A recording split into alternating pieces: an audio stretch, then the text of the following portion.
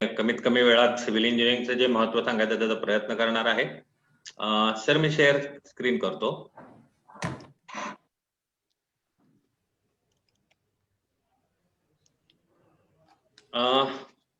Civil engineering ह्या branch बद्दल एक सगळ्यांना माहिती आहे, कारण ही सगळ्यात जुनी ब्रांच आहे. You can say it is mother of all branches. पूर्वी फक्त मिलिटरी इंजिनिअरिंग अशी एक ब्रांच होती आणि त्यामध्ये सिव्हिल आणि मेकॅनिकल असे दोन भाग होते. तर त्यामध्ये आपण सिव्हिल इंजिनिअरिंग म्हणजे काय त्याबद्दल आपण जरा माहिती घेऊया.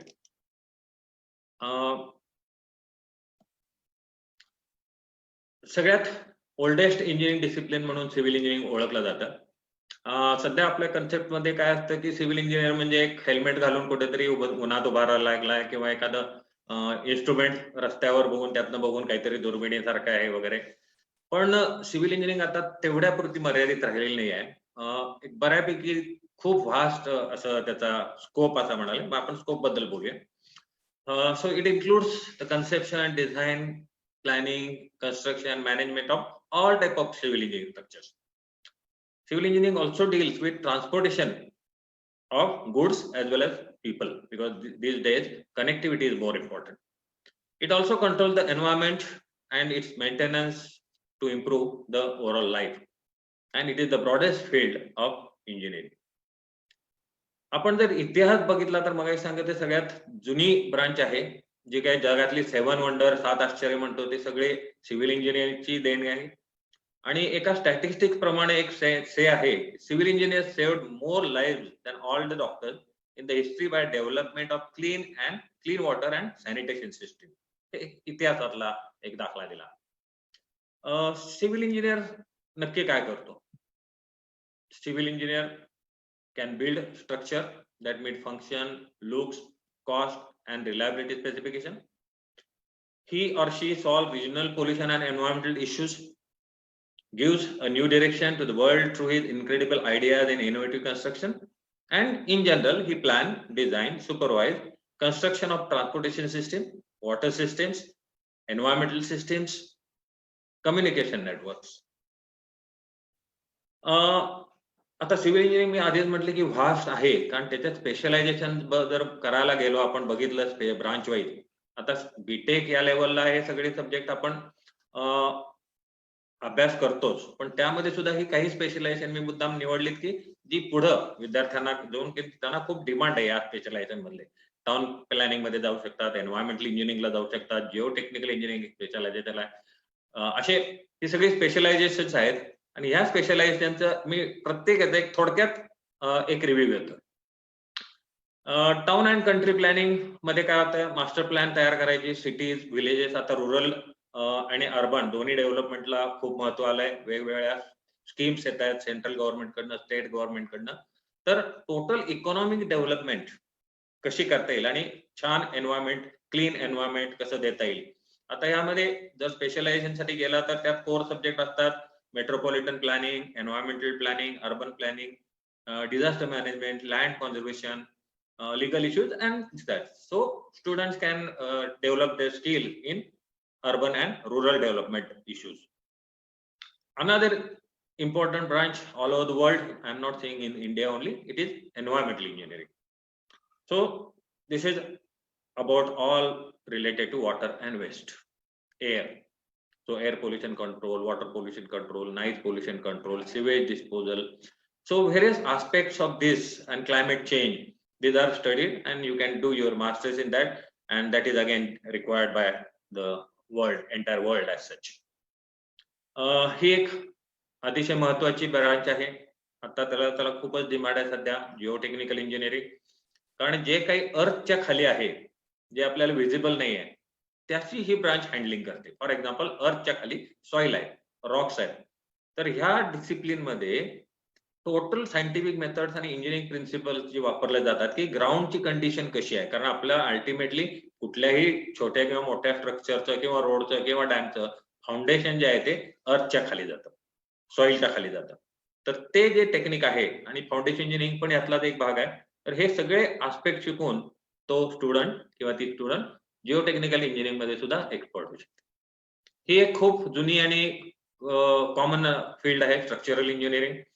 कारण कुठलंही स्ट्रक्चर घेतलं, अलीकडे आपण लार्ज स्ट्रक्चर्स बद्दल जास्त बोलतोय, इन्फ्रास्ट्रक्चर बद्दल बोलतोय, ब्रिजेस असतील, टनेल्स असतील, बिल्डिंग्स असतील, फ्लायओव्हर असतील, मेट्रो ट्रेन्स असतील, प्रत्येकासाठी स्ट्रक्चरल अनालिसिस आणि डिझाईन गरजेचं आहे. कारण सध्या फक्त स्ट्रेंथ नाही, तर stability and durability of any structure त्याला खूप महत्व आहे. 100 वर्षासाठी बिल्डिंग जगली पाहिजे म्हणतो, पण दुर्दैवानं तसं होताना दिसत नाही. तर त्यात काय रिसर्च चालले आहेत आणि त्यासाठी ही जी स्किल्ड रिक्वायरमेंट पाहिजे ती ह्या सब्जेक्टनं आपल्याला होते.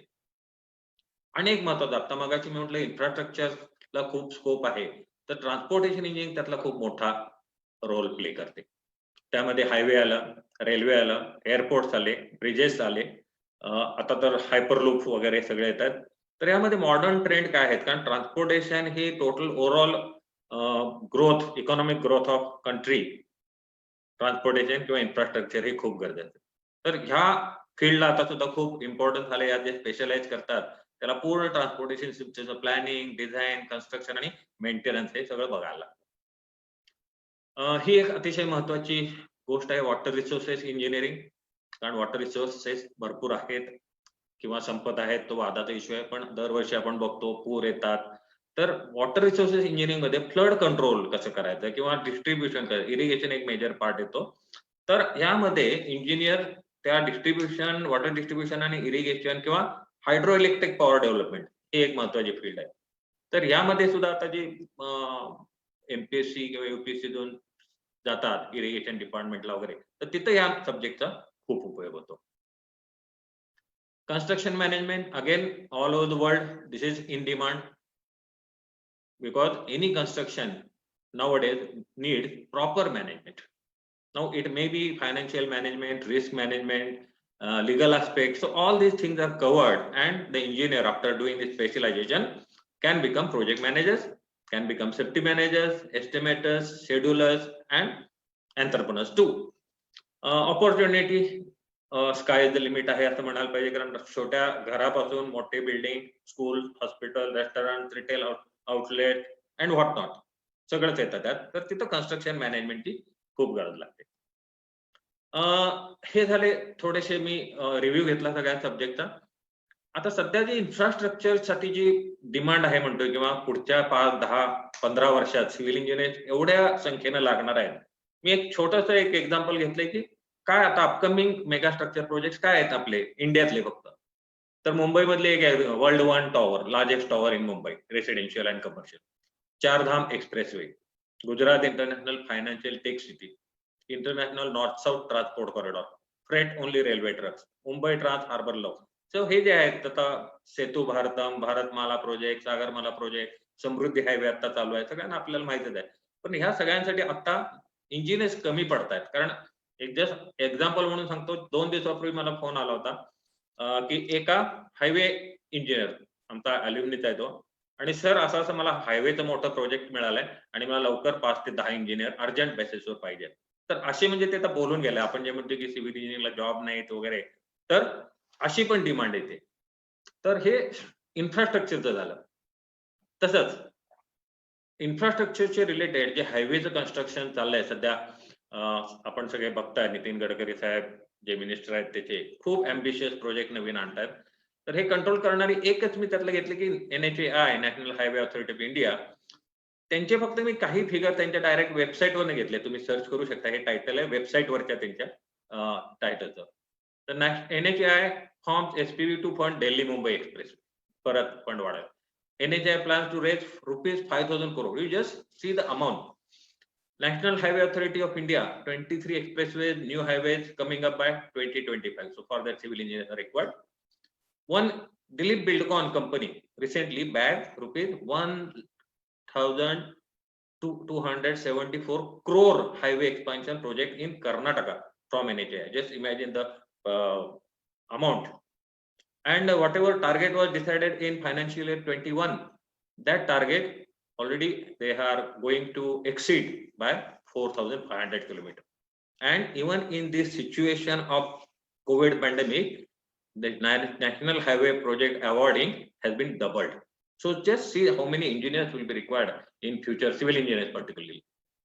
Another sector is again real estate or building sector. Earlier there was some slack due to COVID. Now recently some positive things are coming, and again this will be having a great boost.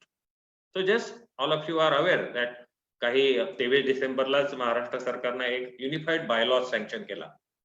Unified bylaws मध्ये काय की पूर्ण सगळ्या महाराष्ट्रातल्या corporations, नगरपालिका, महानगरपालिका ह्यांना एकच आता बिल्डिंग रेग्युलेशन्स राहतील. आधी कसं होतं, वेगळ्या नगरपालिका, महानगरपालिका वेगवेगळे रूल्स होते, त्यामुळे तिथे एम्बिग्युटी होती, कन्स्ट्रक्शन रेट कमी होता.